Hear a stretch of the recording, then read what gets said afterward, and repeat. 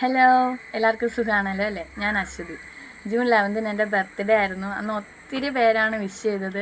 എനിക്ക് അറിയത്തില്ല ആരൊക്കെയാണ് വിഷ് ചെയ്തതെന്ന്, കാരണം ഞാൻ കണ്ടിട്ട് പോലും ഇല്ല അവരാരെയും. പക്ഷെ അവർ എനിക്ക് വേണ്ടിയിട്ട് ടൈം സ്പെൻഡ് ചെയ്ത് വിഷ് ചെയ്തു, സ്റ്റോറി ഇട്ടു. അതിലൊക്കെ ഞാൻ ഒത്തിരി ഒത്തിരി ഒത്തിരി ഹാപ്പിയാണ്. അത് ഞാൻ എത്ര നന്ദി പറഞ്ഞാലും അത് തീരത്തില്ല. കാരണം എനിക്ക് ഇതുവരെ എൻ്റെ ബർത്ത്ഡേക്ക് ഇത്രയും വിഷസ് എനിക്ക് കിട്ടിയിട്ടില്ല. ഫസ്റ്റ് ടൈമാണ് ഇങ്ങനെ. അതിൽ ഞാൻ ഒത്തിരി ഒത്തിരി ഒത്തിരി ഹാപ്പിയാണ്. പിന്നെ എൻ്റെ ചേച്ചിമാരെ വക എനിക്ക് വലിയൊരു സർപ്രൈസ് ഉണ്ടായിരുന്നു. പ്രത്യേകിച്ച് ബിന്ദു ചേച്ചിയുടെ വക. ഞാനത് ഒട്ടും എക്സ്പെക്റ്റ് ചെയ്തില്ല, ഇങ്ങനെയൊക്കെ എൻ്റെ ബർത്ത്ഡേ ആഘോഷിക്കുമെന്ന്. പിന്നെ എൻ്റെ അനിയത്തിയില്ലാത്ത ഫസ്റ്റ് ബർത്ത്ഡേ ആണ്. അവളാണ് എൻ്റെ ബർത്ത്ഡേക്ക് എപ്പോഴും ഫസ്റ്റ് വിഷ് ചെയ്യുന്നത്.